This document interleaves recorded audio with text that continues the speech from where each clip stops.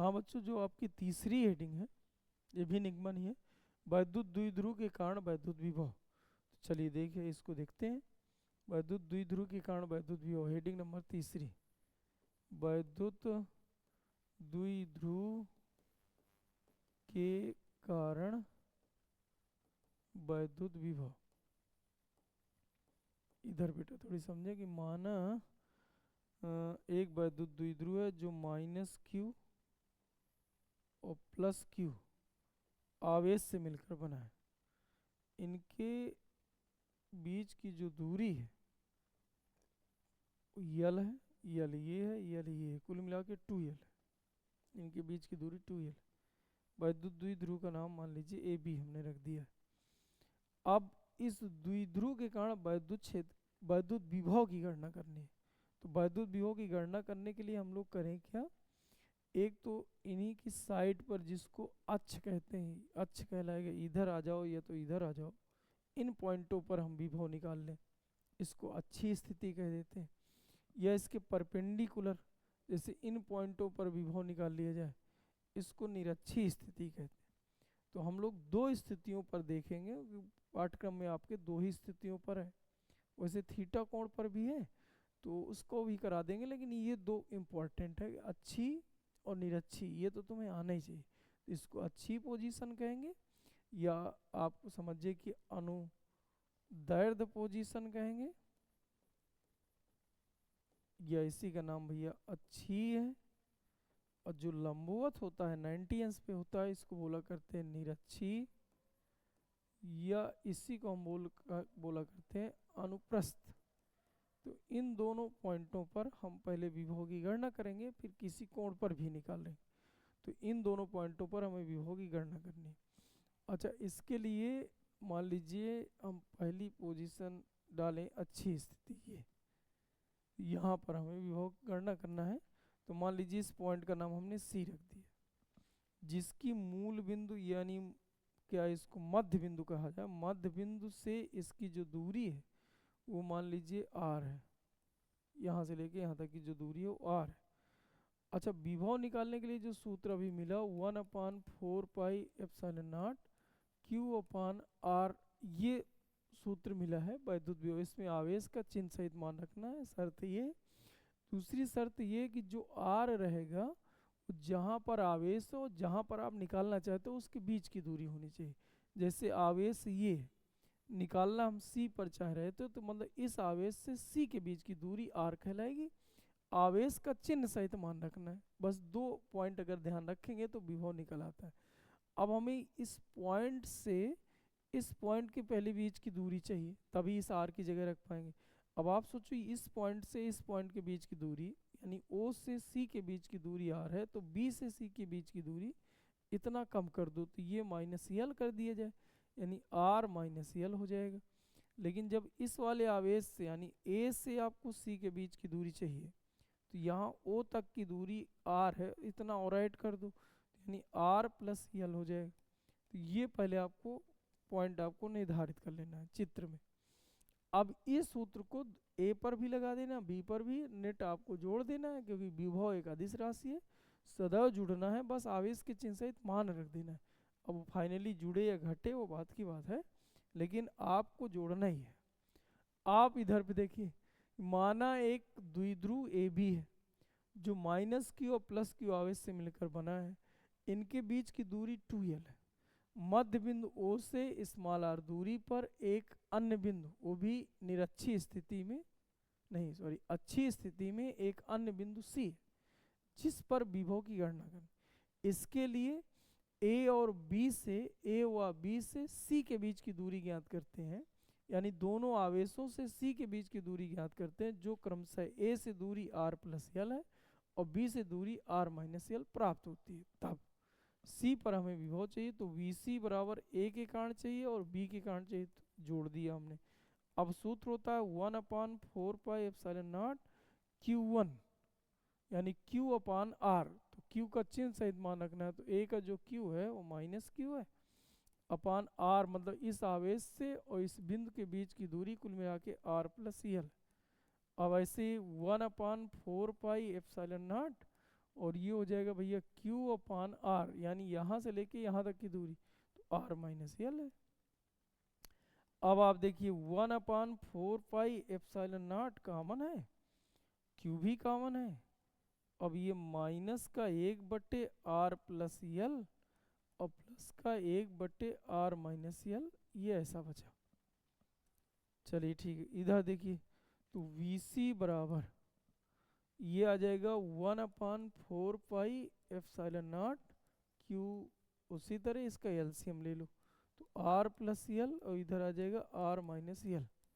चलिए ठीक है, तो इससे कट जाएगा r प्लस यल से, और इस -1 का गुणा r माइनस यल में करना है, तो माइनस आर प्लस यल हो जाएगा प्लस r माइनस यल से r माइनस यल कट गया, और r प्लस यल का 1 से गुणा कर देना है, तो ये r प्लस यल ही मिले। अब r से r कट गया, 2l हो गया, तो Vc बराबर 1/4 पाई एप्सिलॉन नॉट क्यू गुणे 2l, 2l r से r कट जाएगा, ये l से l जुड़ जाएगा, तो 2l, और ये हो जाएगा a plus B A minus B, तो a square minus B square. अब आपको पता है कि चूंकि जो वैद्युत द्विध्रुव आघूर्ण है, वैद्युत द्विध्रुव आघूर्ण जिसको हम P बोलते हैं, वो Q गुणे 2l, यानी दोनों आवेशों के बीच की दूरी, यानी जिसको हम 2l बोलते हैं, तथा इनमें से किसी एक आवेश के परिमाण, जिसको हम Q कह रहे हैं, के गुणन को वैद्युत द्विध्रुव आघूर्ण कहते हैं। परिभाषा भी यही होती है, यानी Q गुणे 2l, ये कर लीजिए। दूसरा एक बात और समझ लीजिए कि जो इधर पर यल की वैल्यू हो इतनी ही है, ओ आर यहाँ से लेके यहाँ तक है, यानी आर ये है, तो आर बहुत बड़ा है, यानी आर बहुत बड़ा है किसकी तुलना में, यल की तुलना में। अतः हम ऐसा कर सकते हैं कि जो यल स्क्वायर है उसको हम 0 ले लें, तो जो यल स्क्वायर है उसको लगभग 0 ले लिया जाए। ऐसी पोजीशन में क्या आएगा, देखिए ऐसी पोजीशन में जैसे आप समझिए कि कोई वैल्यू बहुत छोटी, जैसे 0.01 है, अब इसका वर्ग कर दोगे तो और छोटा 0.0001 आ जाएगा, यानी छोटी वैल्यू का वर्ग और छोटा हो जाता है, इसीलिए हम क्या करते हैं वर्ग को हम लोग 0 ले। अब यहाँ देखिए क्या बन जाएगा, तब Vc बराबर बन जाएगा 1/4 पाई एप्सिलॉन नॉट, ये Q गुणे 2l की जगह हम P लिख लें, और यल स्क्वायर को छोड़ रहे हैं तो बटे आर स्क्वायर आ गया।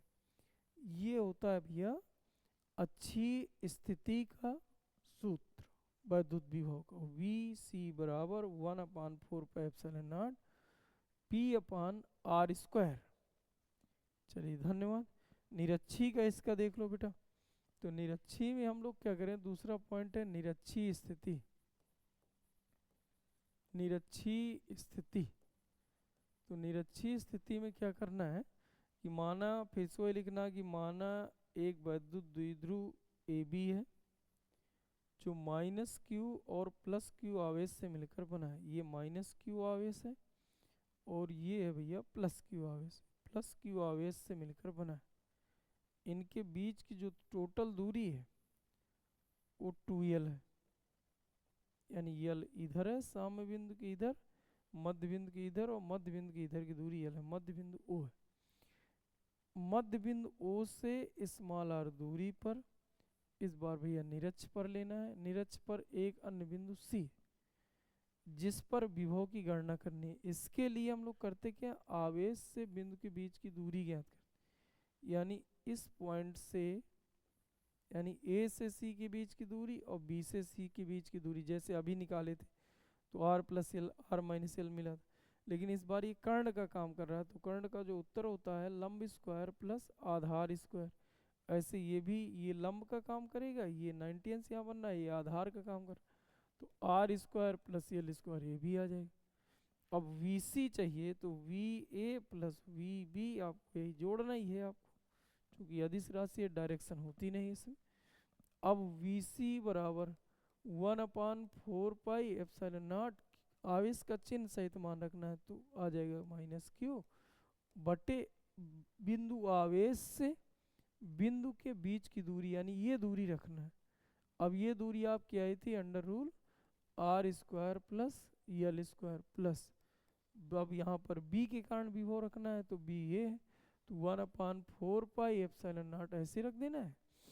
आवेश का रखना है, आवेश की वैल्यू चिन्ह सहित रखना है तो प्लस q हो जाएगा बटे बिंदु आवेश तथा बिंदु के बीच की दूरी रखना है, तो फिर से वही है R square plus L square, तो आ जाएगा VC बराबर, मुझे लग रहा है जितना ये रखा है प्लस माइनस का उतना ये रखा है प्लस, सेम वैल्यू सब कुछ मैच कर रहा है। इसका मतलब कितना हो जाएगा, घट जाएगा, 0 हो जाएगा, यानी निरक्षीय स्थिति में जो विभव मिला करता है वो सदैव शून्य मिलता है। क्या ये बात याद रहेगी? चलिए ठीक है।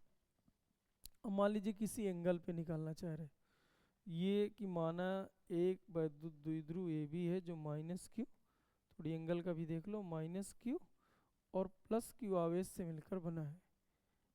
द्विध्रुव ए बी है तो ये ए बी हमने दिखा लिया, जिनके बीच की दूरी 2l है, तो यल इधर है यल इधर है, मध्य बिंदु O है, इससे मान लीजिए थीटा कोण, ये वैसे निगमन कम ही पूछता है, थीटा कोण पर एक अन्य बिंदु r दूरी पर एक अन्य बिंदु C जिस पर हमें विभव की गणना करनी, ये सीधा सीधा है, इससे r दूरी पर एक अन्य बिंदु C है जिस पर हमें विभव की गणना करनी है। ये इसके लिए भाई फिर से वही काम करना था, A और B से C के बीच की दूरी चाहिए, यानी यहाँ से ये दूरी चाहिए और यहाँ से ये दूरी चाहिए। अगर ये दोनों दूरी मिल जाए, ये वाली दूरी, यानी कुल मिला के AC हमें चाहिए और BC चाहिए, अगर ये दोनों दूरी मिल जाए तो बस फिर इसके बाद विभव का सूत्र रखना, V बराबर सूत्र होता है 1/4πε0 Q बट्टे R, Q हमें पहले से पता है,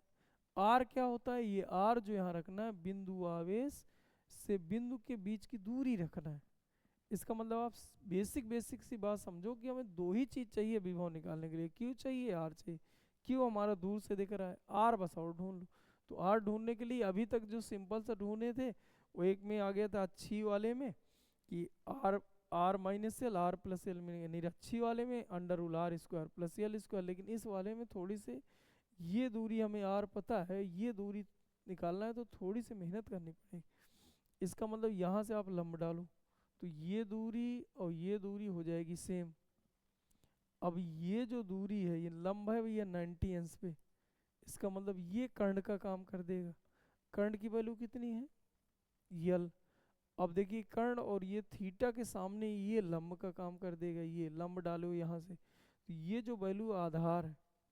अब आप सोचो कि अगर इसको थीटा के साथ इसको तोड़ना है तो थीटा के साथ किसी को तोड़ने की वैल्यू ये है कि थीटा के साथ कास होता है, थीटा के विपरीत साइन होता है। जैसे आपको ऐसे समझाएं, ये मान लीजिए ए है, इधर थीटा लिखा, अब इसको थीटा के साथ मोड़ना है, थीटा के साथ मोड़ के इधर लाना है, तो समझिए ये ए कास थीटा आएगा, और जिधर थीटा ना लिखा हो उधर मोड़ना हो तो आया करता है ए साइन थीटा, तो थीटा के साथ कास, थीटा के विपरीत साइन।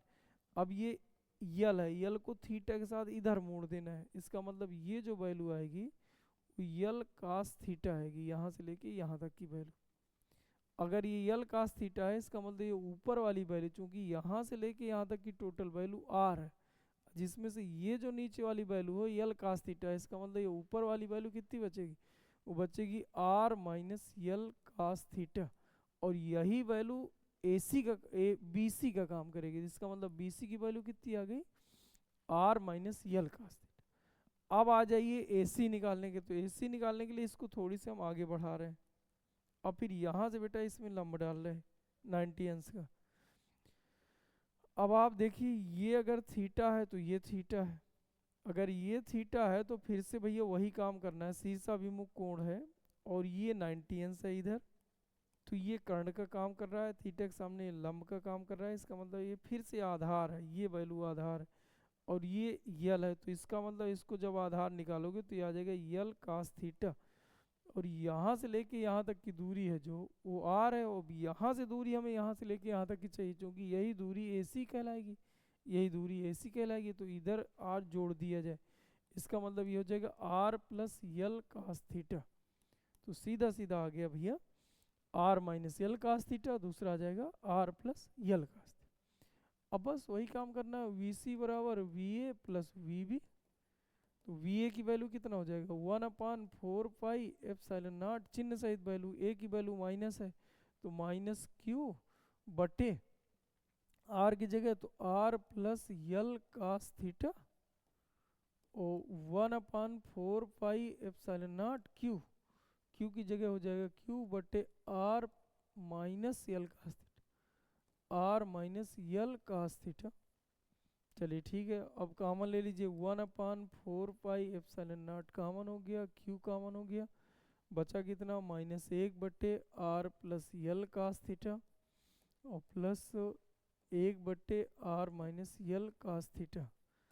अब आप क्या करें 1/4 पाई एप्सिलॉन नॉट क्यू ले लीजिए बाहर, एलसीएम हो जाएगा R plus L cos theta और दूसरा हो जाएगा R minus L cos theta, L cos theta. ऐसे में क्या होगा, इससे कट जाएगा, ये वैल्यू माइनस का इसमें गुणा करना है तो माइनस का आर प्लस का यल कास थीटा और प्लस इससे कट जाएगा माइनस वाला, ये बच जाएगा तो R plus L cos theta. अब प्लस माइनस ये कट जाएंगे, वही मुझे लग रहा है कि पूरा का पूरा अच्छी स्थिति वाला निगमन है। उसमें आया था R minus L R plus L, इसमें कास थीटा और जुड़ जाता है, दिमाग में बैठा लो बस। अच्छी वाला सूत्र देखिएगा तो उसमें आया था बी से दूरी, बी से सी के बीच की दूरी आर माइनस यल और ए से सी के बीच की दूरी आई थी आर प्लस यल।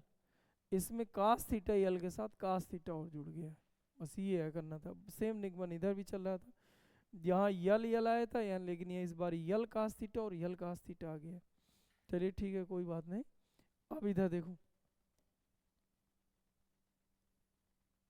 इधर देखें बेटा, अब जो जुड़ रहा है जोड़ दीजिए, जो कट रहा है काट दीजिए, तो आ जाएगा वी सी बराबर 1/4 पाई एप्सिलॉन नॉट क्यू, ये हो जाएगा 2 यल कास थीटा बटे R square minus L square cos square theta, ये रखना है।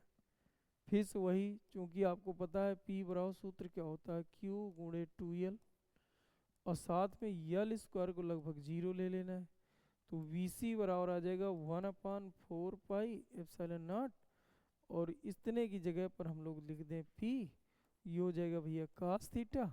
अब यल स्क्वायर को 0 रखोगे तो कास की चाहे जो भी वैल्यू है ये पूरा 0 हो जाएगा, तो बट्टे में आर स्क्वायर बचेगा, यही उत्तर होता है किसी कोण के लिए। तो चलिए, वैद्युत द्विध्रुव इसके सवाल वाल आते नहीं, केवल ये निगमन दो ठो तो तैयारी कर लो, ये ना हो तो इतनी बार पूछा भी नहीं कभी, लेकिन अच्छी निरक्षी काफ़ी बार पूछा, कई बार कहा है कि सिद्ध कीजिए कि निरक्षी स्थिति में v का मान शून्य होता है, यानी वैद्युत विभव कितना प्राप्त होगा, या v का मान शून्य होता है, विभव शून्य होता है, सिद्ध कीजिए, तो ऐसा पूछा है। चलिए ठीक है, ये आपकी थी बेटा तीसरी हेडिंग। अब देखते हैं चौथी हेडिंग।